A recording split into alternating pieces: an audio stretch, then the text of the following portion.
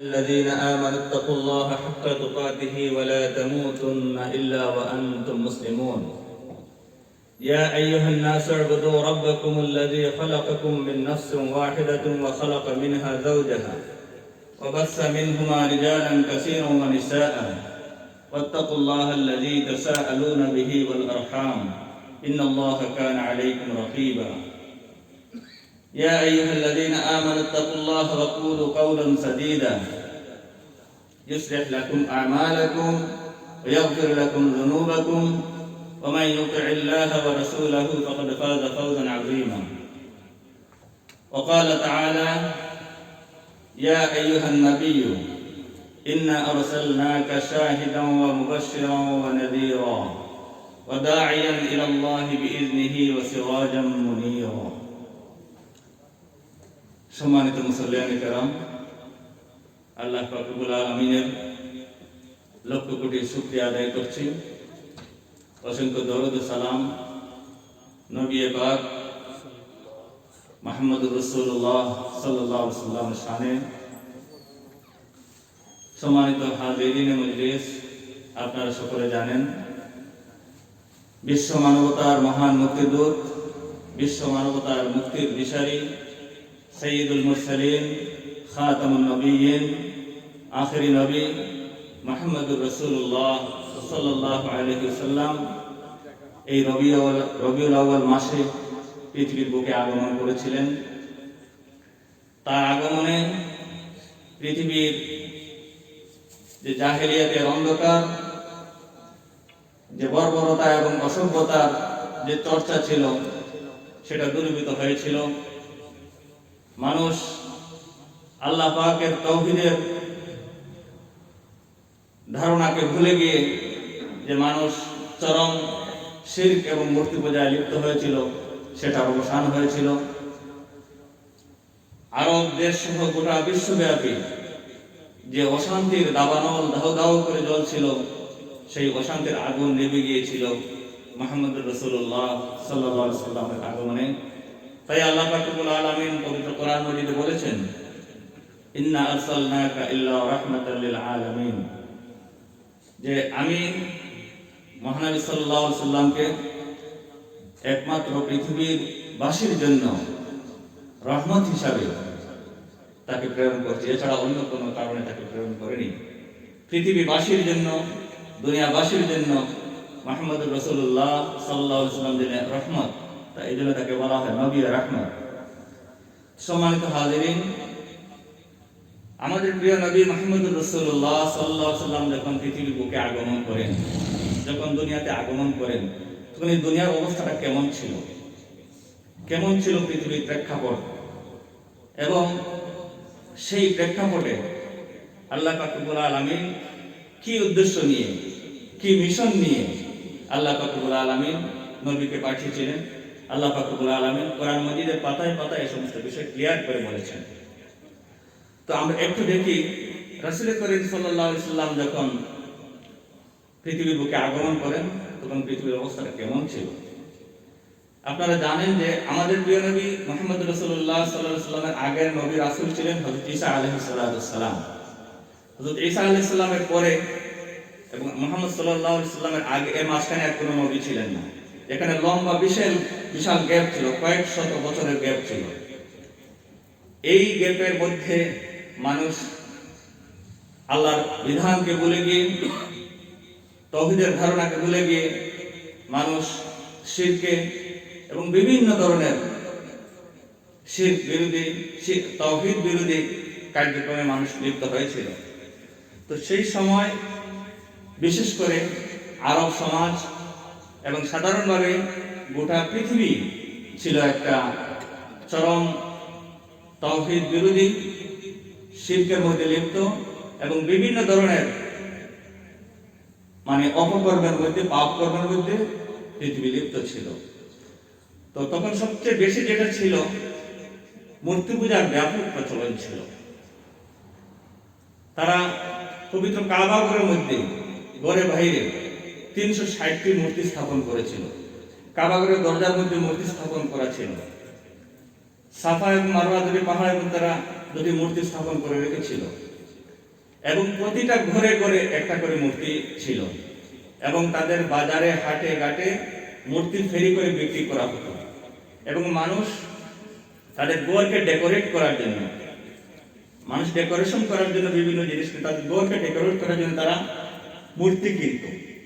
এইরকম ভাবে মূর্তি সংস্কৃতি গোটা সমাজ ছেয়ে গিয়েছিল এবং এই মূর্তিগুলোকে তারা পূজা করত, এটার তারা ইবাদত করত, এটার তারা দাসত্ব করত।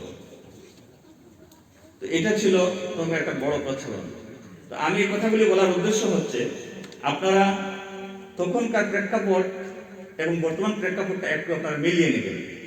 যে তখনকার প্রেক্ষাপটে আজ থেকে প্রায় ৫০ বছর আগে সমাজের যে অবস্থা ছিল সেই সমাজের সাথে আমাদের বর্তমান সমাজের মিল আছে কিনা, বা আমরা আমাদের সমাজ কতটা তার কাছাকাছি পৌঁছে গেছে একটু আপনারা মিলিয়ে দেখবেন।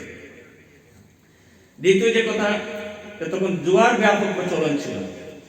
মানুষ সব সময় জুয়ার আড্ডার মধ্যে লিপ্ত থাকতো, বাজারে হাটে ঘাটে বাড়িতে সব জায়গায় জুয়ার প্রচলন ছিল। তারপরে মদপান ছিল স্বাভাবিক ব্যাপার, তাদের সমস্ত খানায় পিনায় মেহমানদারিতে সব জায়গায় এটা একটা সাধারণ রেওয়াজ ছিল মদপান। এটা ছিল তাদের সমাজের একটা স্বাভাবিক সাধারণ সংস্কৃতি। তারপরে জেনা ব্যভিচার, এটা ছিল তাদের সমাজে একটা কমন বিষয়, এটা প্রদূষণ ব্যাপার হিসেবে তাদের কাছে ছিল না। জেনা ব্যভিচারে মানুষ লিপ্ত ছিল, বেশ্যাবৃত্তি ছিল, প্রস্টিটিউশন ছিল। এক নারী অনেক পুরুষের সাথে মিলিত হওয়া তাদের সমাজে ছিল স্বাভাবিক বিষয়। এইভাবে জেনা ব্যভিচারের ব্যাপক প্রচলন তখন ছিল। অশ্লীল নাচ গান এগুলোর ব্যাপক আয়োজন হতো এবং সেই জায়গায় মদ পান হতো। এটা ছিল একটা দিক। অপরদিকে ছিল সমাজে জুলুমের ছড়াছড়ি, অন্যায় অবিচার, অন্যের অধিকার হরণ। জোর যার মুলুক তার এই নীতি প্রবর্তিত ছিল। যার শক্তি আছে, যার প্রভাব আছে, সে তার প্রভাব দিয়ে শক্তি দিয়ে অন্যকে শোষণ করত। যারা সমাজে সবল ছিল তারা দুর্বলকে শোষণ করত, দুর্বলের উপর তারা অত্যাচার করত, দুর্বলের অধিকার কেড়ে নিত। তো বলা হয় যে তখন ছিল যে মাইট ইজ রাইট, জোর যার মুলুক তার এই নীতি প্রচলিত ছিল। দস্যুতা ডাকাতি এটা ছিল তাদের সমাজের তখন নিত্যদিনের ব্যাপার। মানুষ ডাকাতি করত, দস্যুতা ছিল তাদের পেশা। যার শক্তি আছে, বল আছে, তরবারি জোর আছে, সে অন্যের সম্পদ জোর করে হরণ করে নিয়ে যেত। লুটতরাজ ছিল, নারী নির্যাতন ছিল। নারীর মর্যাদা একেবারে সেই সমাজে খুবই নিম্ন পর্যায়ের ছিল। কোন কোন ঐতিহাসিক বলেছেন কোন গোত্রের মধ্যে এমন রীতি প্রচলন ছিল যে মেয়ে জন্ম নিলে তারা লজ্জাবোধ করত এবং তারা কোন গোত্রের মধ্যে মেয়ে জন্ম নিলে তাকে একেবারে জীবন্ত কবর দেওয়া হতো।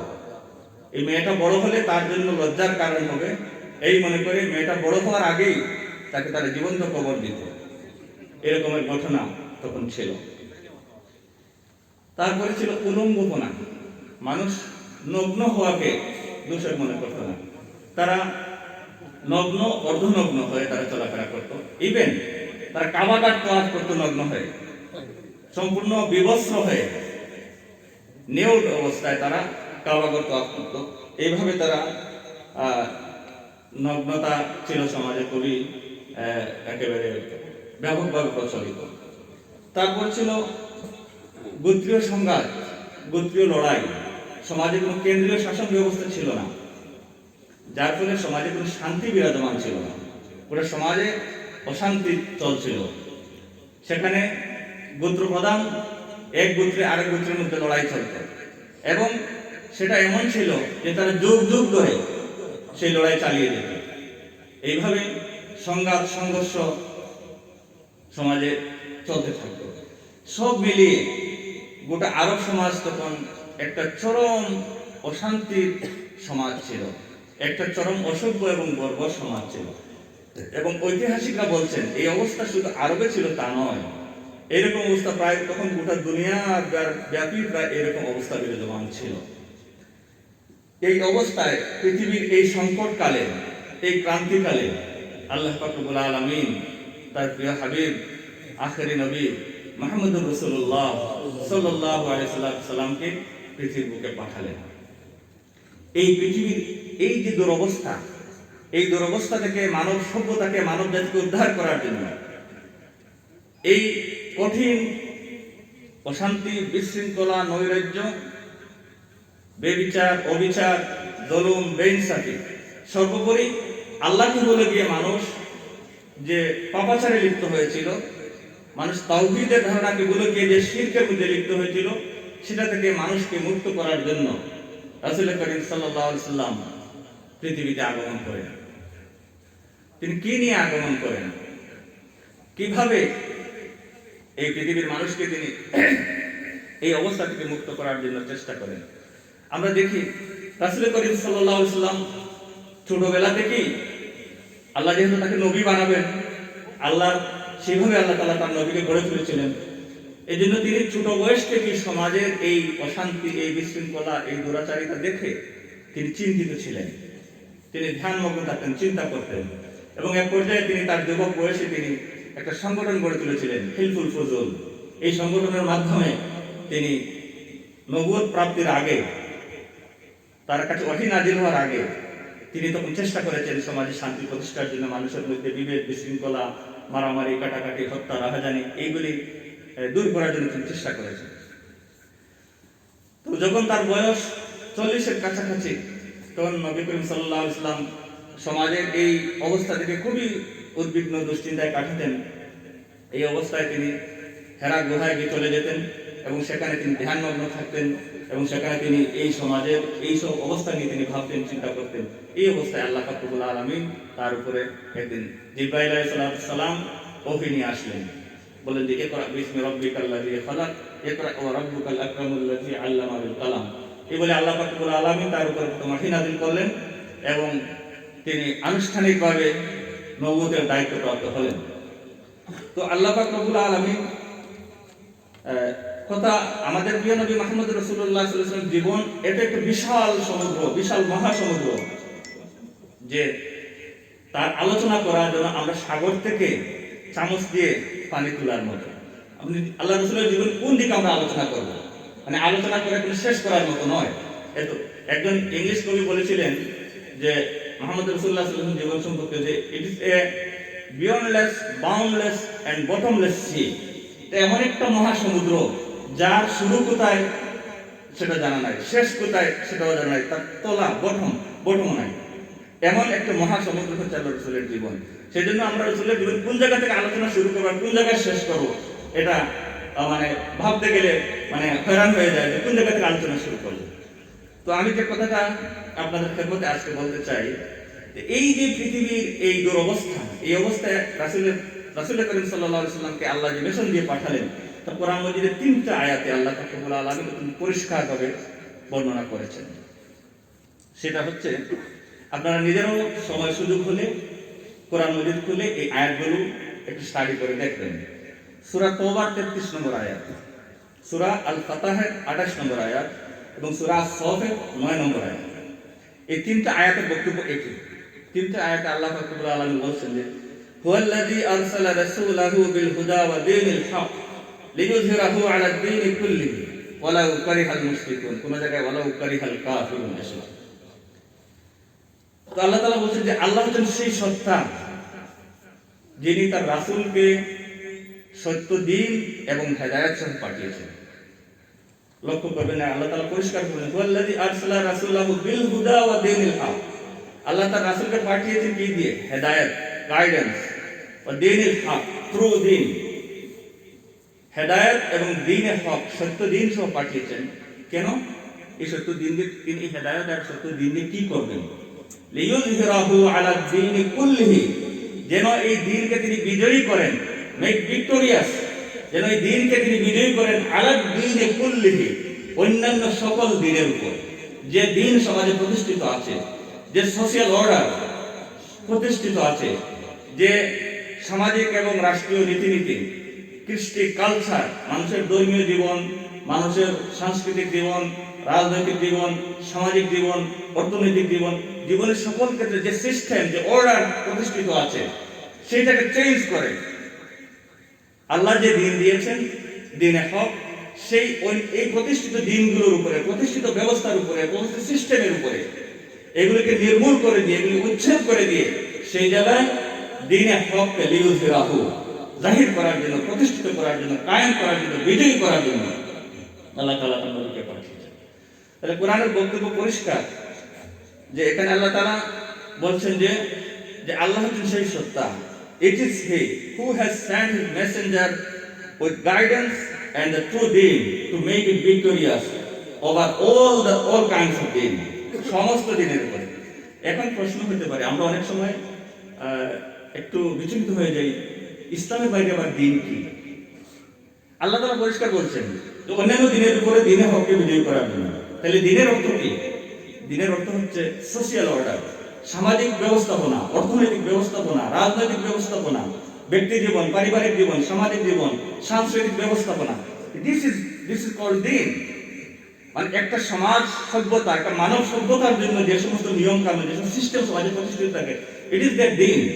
এটাই হচ্ছে তাদের দ্বীন, এটাই তাদের ব্যবস্থাপনা। আল্লাহ তাআলা বলছেন এই যে সমাজে যে প্রতিষ্ঠিত দ্বীন আছে, যে ব্যবস্থাপনা আছে, মানুষের ধর্মীয় চিন্তা থেকে শুরু করে জীবনের সকল ক্ষেত্রে যে ব্যবস্থাপনা প্রতিষ্ঠিত, যে সিস্টেম প্রতিষ্ঠিত আছে, এগুলি হচ্ছে দ্বীনে বাতিল, দ্বীন মিথ্যা দ্বীন।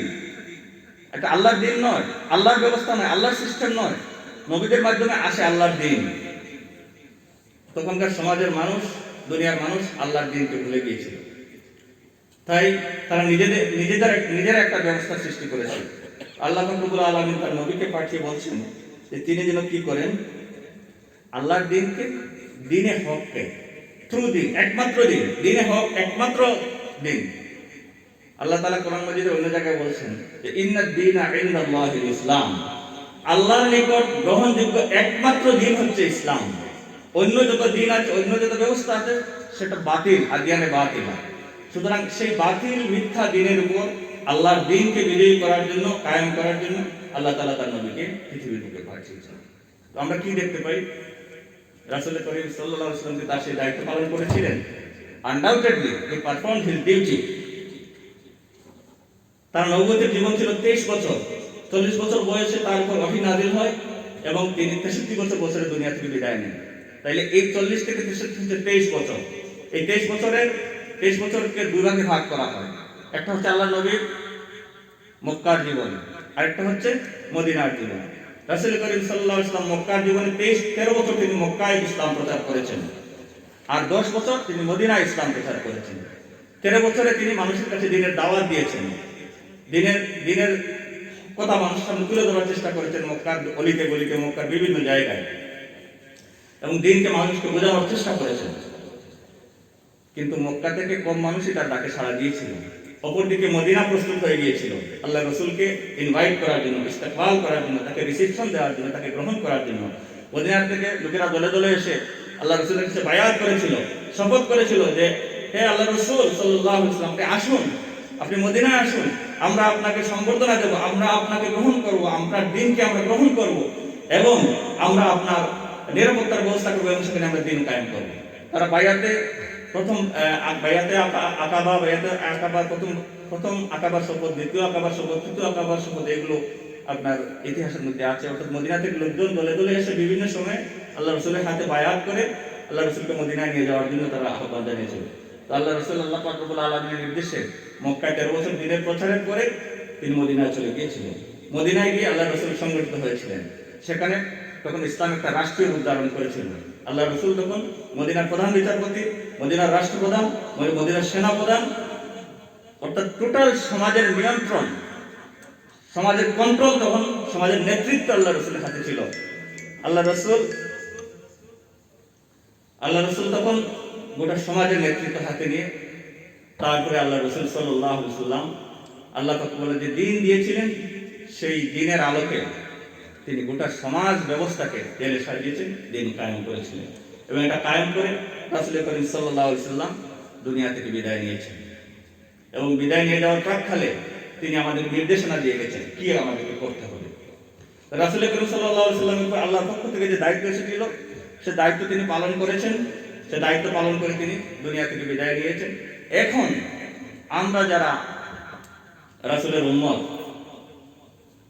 আমরা যারা রাসূলের অনুসারী, আমাদের দায়িত্ব কি, আমাদের কর্তব্য কি, আমাদের উপর কি দায়িত্ব আল্লাহ রসুল রেখে গিয়েছেন। এই কথাটা আমি বারবার বিভিন্ন সময় বলেছি। রাসূল যাওয়ার সময়, দুনিয়া থেকে যাওয়ার সময় তিনি বলেছেন যে আমি তোমাদের কাছে দুটো জিনিস রেখে যাচ্ছি, Quran and Sunnah. If you follow that don't go astray. যদি তোমরা কোরআন সুন্নাহকে অনুসরণ করো, আমি কোরআন সুন্নাহ রেখে যাচ্ছি, যদি কোরআন সুন্নাহ অনুসরণ করো তাহলে বিপদগামী হবে না। সুতরাং আমাদের কাছে আল্লাহ রসুলের রেখে যাওয়া আমানত হচ্ছে কোরআন এন্ড সুন্নাহ। আমাদেরকে কোরআন এবং সুন্নাহকে ফলো করতে হবে, কোরআন এবং সুন্নাহকে অনুসরণ করতে হবে। সব কিছুর উপরে কোরআন এবং সুন্নাহ। আমাদের অনুসরণীয় অনুকরণীয় সমস্ত বিধিবিধান আছে কোথায়? কোরআন এবং সুন্নাহ। So we have to learn it, we have to study that. আমাদেরকে কোরআন জানতে হবে, সুন্নাহ জানতে হবে, রাসূলের জীবনী জানতে হবে। এই প্রসঙ্গে একটি কথা আমি আপনাদের খেদমতে অনুরোধ করব। বিশেষ করে আমরা বাংলাদেশে থাকা অবস্থায় একটা অবস্থায় ছিলাম যে সেখানে ইসলামকে জানার অনেক সুযোগ, অনেক অসুবিধা থাকা সত্ত্বেও অনেক ধরনের সুবিধাও ছিল সেখানে, কিন্তু এখানে সেই সুযোগটা অনেক কম। এই জন্য আমি প্রত্যেক পরিবার প্রধানকে অনুরোধ করব, বাড়িতে আল্লাহ রসুলের জিন্দেগি, আল্লাহ রসুলের জীবন চরিত, আল্লাহ রসুলের জীবনের উপরে দুই একটা বই বাংলায় এবং ইংলিশে রাখবেন, নিজেরা পড়বেন, ছেলে মেয়েদেরকে, পরিবার পরিজনের সদস্যদেরকে পড়ানোর চেষ্টা করবেন। অন্তত ছোট একটা বই হলো আল্লাহ রসুলের জীবন আগা থেকে গোড়া, এটা জানা খুবই প্রয়োজন। এটা না জানলে আমরা ইসলামকে জানবো না, আমরা ইসলামকে বুঝবো না। শুধু আবেগ দিয়ে সব কিছু হয় না, জানতে হবে। না জানলে আমরা মানবো কি করে? সুতরাং আমি প্রত্যেক পরিবার প্রধানকে অনুরোধ করবো, লাইব্রেরিতে যাবেন। নিউ ইয়র্কে বিভিন্ন জায়গায়, আমাদের এখানে আল্লাহ রসুলের জীবনীর উপরে, সিরাতের উপরে অনেক বই আছে, ছোট বড় অনেক বই আছে। কিছু বই কিনবেন, বাসায় বই রাখবেন, নিজেরা পড়বেন, বাচ্চাদেরকে উৎসাহিত করুন পড়ার জন্য। যেমন মনে করেন সামার আছে বা বিভিন্ন সময় আপনার বাচ্চাদের আপনার থাকে, ছুটি থাকে, 2 দিন 4 দিন 5 দিন ছুটি থাকে। ওই সময় আপনি একটা প্যাকেজ ঘোষণা করেন যে এই সিরাতের উপরে এই বইটা যে পড়তে পারবে তাকে আমি $100 প্রাইজ দেবো। এইভাবে বাচ্চাদেরকে উৎসাহিত করি এবং $200 প্রাইজ দেবো যদি এই বইটা আগাতে ওরা শেষ করতে পারো, এবং এখান থেকে চিনবো কিছু কথা তুমি আমাকে বলতে পারো। তুমি পারিবারিক বৈঠক আহ্বান করেন। আমরা পরিবারের সদস্যদের নিয়ে, ছেলে মেয়ে স্ত্রী, আমরা পারিবারিক বৈঠক করতে পারি। সেই বৈঠকে বলতে পারি, আমার ছেলেকে বলতে পারি তুমি আল্লাহ রসুলের মুক্তি জীবন বলো, তুমি মদিনার জীবন থেকে কিছু বলো, তুমি আল্লাহ রসুল ইসলাম প্রচার সম্পর্কে বলো। এইভাবে আমরা বাচ্চাদেরকে উৎসাহিত করে তাদেরকে আমরা আল্লাহ রসুলের জিন্দেগি শিখাতে হবে। কারণ আল্লাহ রসুলের জিন্দেগি না শিখলে, আল্লাহ রসুলের জিন্দেগি না জানলে আমরা ইসলাম বুঝবো না, এবং আমাদের মুক্তির পথ, আমাদের নাজাতের পথ আমাদের ক্লিয়ার হবে না। তো সম্মানিত মুসল্লি কারণ এইগুলো অনুরোধটা আমি করলাম, আপনারা এটা চিন্তা করে দেখবেন যে গড়ে আল্লাহ রসুলের জিন্দেগির উপরে বই রাখবেন, নিজেরা পড়বেন এবং বাচ্চাদেরকে, ছেলে মেয়েদেরকে, পরিবারের অন্যান্য সদস্যদেরকে পড়ানোর চেষ্টা করবেন। সম্মানিত হাজিরিন, আর একটা কথা বলতে চাই। রাসূলের মহব্বত, রাসূলের ভালোবাসা, এটা সবকিছুর ঊর্ধ্বে। রাসূলের সম্মানের উপর, মর্যাদার উপর আঘাত আসে, আমাদের কলেজের উপরে আঘাত আসে। আমরা এটা প্রতিবাদ করা আমাদের নৈতিক দায়িত্ব, ইমানি দায়িত্ব। আমরা নিয়মতান্ত্রিক পন্থায় প্রতিবাদ করি এবং করবো ইনশাআল্লাহ। তো রাসূলের মহব্বত এবং ভালোবাসা, রাসূলের দেখেন আমাদের সমাজে, মুসলিম সমাজ, বিশেষ করে ইন্ডিয়ান সাবকন্টিনেন্টের মানুষ, বাংলাদেশ, পাকিস্তান, ভারত, নানা ধরনের বিভ্রান্তি আছে। বিভ্রান্তি বলতে কি, মূল বিষয় যেটি, গুরুত্বপূর্ণ বিষয়কে আমরা পাশ কেটে আননেসেসারি কিছু, অপ্রয়োজনীয় কিছু বিতর্কের মধ্যে আমরা লিপ্ত হয়ে পড়ি, যেটা আমাদের জন্য খুব ক্ষতিকর। দেখুন, আল্লাহ পাক রব্বুল আলামিন কোরআন মাজিদের মধ্যে বলেছেন যে রাসূলের প্রতি আমাদের, রাসূল তো তার দায়িত্ব পালন করে দুনিয়া থেকে চলে গেছেন, কারণ আমাদের কি দায়িত্ব রাসূলের প্রতি? রাসূলের প্রতি আমাদের কি দায়িত্ব? আল্লাহ পাক রব্বুল আলামিন বলছেন কোরআন মাজিদের সূরা আলে ইমরানের 31 নম্বর আয়াত, কুল ইন কুনতুম তুহিব্বুনাল্লাহা ফাত্তাবিউনি ইউহিব্বুকুমুল্লাহ ইয়াগফির লাকুম যুনুবাকুম। আল্লাহ তাআলা বলছেন যে হে নবী, আপনি মানুষদেরকে জানিয়ে দিন, কুল বলুন, আপনি ঘোষণা দিন, ইন কুনতুম তুহিব্বুনাল্লাহ, তোমরা যদি আল্লাহকে ভালোবেসে থাকো, তোমরা যদি সত্যি আল্লাহকে ভালোবাসো, ফাত্তাবিউনি, তাহলে আমাকে অনুসরণ করো। If you love Allah, you must follow me, তোমরা অবশ্যই আমাকে অনুসরণ করবে, আমার নীতিকে অনুসরণ করবে। কুল ইন কুনতুম তুহিব্বুনাল্লাহ ফাত্তাবিউনি ইউহিব্বুকুমুল্লাহ। তাহলে আল্লাহ তোমাদেরকে ভালোবাসবেন। তোমরা যদি আল্লাহর ভালোবাসার দাবি করে থাকো, তাহলে আমি নবী মুহাম্মদ সাল্লাল্লাহু আলাইহি সাল্লামকে তোমরা অনুসরণ করো, তাহলে আল্লাহ তোমাদেরকে ভালোবাসবেন। ওয়া ইয়াগফিরু লাকুম যুনুবাকুম, আর তোমাদের গুনাহগুলি মাফ করে দেবেন। কত সুন্দর কথা। তাহলে আমরা এই আয়াত থেকে কি পেলাম? আমরা এই কথা পেলাম যে নবীর প্রতি, রাসূলের প্রতি আমরা দায়িত্ব হচ্ছে তাকে অনুসরণ করা, তাকে অনুকরণ করা। শুধু মুখে মুখে মহব্বত আর ভালোবাসার কথা প্রকাশ করলাম, মিলাদ দাঁড়াইয়া পড়বো না বসে পড়বো, তারপরে আল্লাহ রসুল গায়েব জানেন কি জানেন না, তারপরে আল্লাহ রসুল নূরের পয়দা নামাকে, তো এই সমস্ত বিষয় নিয়ে খামখা বিতর্ক করে লাভ কি? আমাদের দেখবেন যে ঠিকমতো নামাজ পড়ে না, ঠিকমতো রসুলের সুন্নাহ কি জানে না, রসুলের সুন্নাহ ফলো করে না, কিন্তু এই জাতীয় বিষয় নিয়ে দেখবেন খামখা মুসলিম সমাজের মধ্যে একটা বিতর্ক সৃষ্টি করা, বিশৃঙ্খলার সৃষ্টি করা। এগুলা কিছু কিছু বিষয় আছে খুব সূক্ষ্ম বিষয়, খুব জ্ঞান আলোচনার বিষয়, এগুলো সাধারণ আলোচনার বিষয় না। তো এই সমস্ত বিষয় নিয়ে দেখা যায় খামাখা একটা বিতর্ক, বিশৃঙ্খলা আর মুসলমানদের মধ্যে। কিছু আসল কাজ যেটা আল্লাহ যেটা বলেন যে নবীর অনুসরণ, নবীর অনুকরণ, নবী যে সিস্টেম রেখে গেছেন, যে সুন্নাহ রেখে গেছেন, যে প্রিন্সিপাল রেখে গেছেন, যে নীতি রেখে গেছেন, সেই জীবনের পদে পদে সেই নীতির অনুসরণ করা, প্রতি পদক্ষেপে আল্লাহ রাসূলের সুন্নাহকে অনুসরণ করা। আমরা কি সেটা করছি? আপনি, আমি, আপনার ব্যক্তি জীবন, পারিবারিক জীবন, সামাজিক ক্ষেত্র, অর্থনৈতিক ক্ষেত্র, রাজনৈতিক ক্ষেত্র, সাংস্কৃতিক ক্ষেত্রকে একটু বিচার করেন, একটু আত্মসমালোচনার আয়না দিয়ে দেখেন, আপনার জীবনের উপর আপনি দৃষ্টি নিক্ষেপ করেন যে আল্লাহ রসুলের সুন্নাহ আপনি কতটুকু মানতেছেন, আল্লাহ রসুলের নীতি আপনার জীবনে কতটুকু অনুসরণ আপনি করতেছেন, এটা দেখার বিষয়। তো দেখবো কিনা আমরা তো জানি না, আমরা তো কোরআন আমরা স্টাডি করি না, আল্লাহ রসুলের সুন্নাহ আমরা স্টাডি করি না, আমরা রসুলের সিরাত, রসুলের জীবনী আমরা পড়ি না, তাহলে কোনটা আল্লাহ রসুলের সুন্নাহ, কোনটা সুন্নাহ নয়, কোনটা আল্লাহ রসুলের নীতি আর কোনটা আল্লাহ রসুলের নীতি নয়, সেটাই তো আমরা জানছি না। তাহলে এই জন্যই তো বিভ্রান্তি। কিন্তু যদি আমরা প্রত্যেকে কোরআন পড়ি, প্রত্যেকে হাদিস পড়ি, রাসূলের সুন্নাহ সম্পর্কে স্টাডি করি, রাসূলের জীবনী যদি অধ্যয়ন করি, রাসূলের সাহাবায়ে কেরামের জীবনী অধ্যয়ন করি, তাহলে আমরা জানবো যে what is the true Islam, what is the real picture of Islam, আমরা জানতে পারি। তো এই জন্য নবীর প্রতি, রাসূলের প্রতি, তার উম্মত হিসাবে আমাদের প্রধানতম মূল দায়িত্ব হচ্ছে যে আল্লাহ নবীর ইত্তেবা করা, ইত্তেবায়ে রাসূল। ইত্তেবা মানে কি? অনুসরণ করা। আল্লাহ রাসূল যেভাবে জীবনের যত সকল ক্ষেত্রে যে নীতি এবং পলিসি অবলম্বন করেছেন, আমাদেরকে সেই নীতিগুলো অনুসরণ করতে হবে। তো সম্মানিত হাজিরিন, আসুন আমরা আল্লাহ রাসূলের মহব্বত, ভালোবাসা আমাদের অন্তরে আমরা পোষণ করি, এবং এই ভালোবাসার মানেই হলো আল্লাহ রাসূলকে ইত্তেবা করা, আল্লাহ রাসূলকে অনুসরণ। আমি মুখে বললাম যে আল্লাহ রাসূল খুব ভালোবাসি, খুব মহব্বত করি, আর আল্লাহ রাসূলের কোনো নীতি অনুসরণ করলাম না, তাহলে এই মহব্বত আর ভালোবাসার কোনো অর্থ আছে নাকি? মিনিংলেস। আমাদের এটা থেকে বেরিয়ে আসতে হবে। আল্লাহ রাসূলের মহব্বত এবং ভালোবাসার অর্থই হচ্ছে আল্লাহ রাসূলের ইত্তেবা করা, আল্লাহ রাসূলের নীতিকে, পলিসিকে, সিস্টেমকে ফলো করা। তো আমরা সেই জায়গায় ফিরে আসি। ওখানে ফিরে আসলে পরে আমরা, আমাদের দুনিয়ার শান্তি হবে, আখিরাতের মুক্তি হবে। রাসূল করিম সাল্লাল্লাহু আলাইহি ওয়াসাল্লাম যেভাবে দুনিয়াতে শান্তি প্রতিষ্ঠা করেছিলেন এবং আখিরাতের মুক্তির পথ দেখিয়েছিলেন, আমরা যদি সেই নীতি এবং পলিসি, আল্লাহ রাসূলের সেই নীতি এবং পলিসি অবলম্বন করি, তাহলে আমাদের দুনিয়ার শান্তি হবে, আখিরাতের মুক্তি হবে। বারাকাল্লাহু লানা ওয়া লাকুম ফিল কুরআনিল আযীম ওয়া নাফা'না ওয়া ইয়্যাকুম বিল আয়াতি ওয়াজ যিকরিল হাকীম।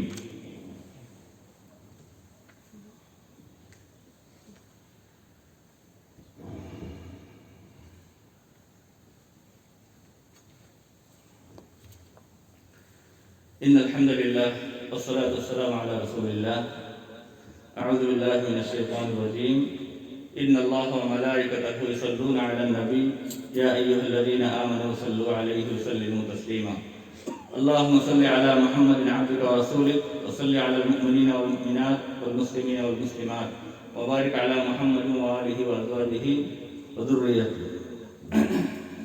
إن الله يأمر بالعدل والإحسان وإيتاء ذي القربى وينهى عن الفحشاء والمنكر والبغي يعظكم لعلكم تذكرون فاذكروني أذكركم واشكروا لي ولا تكفرون. قوموا للصلاة.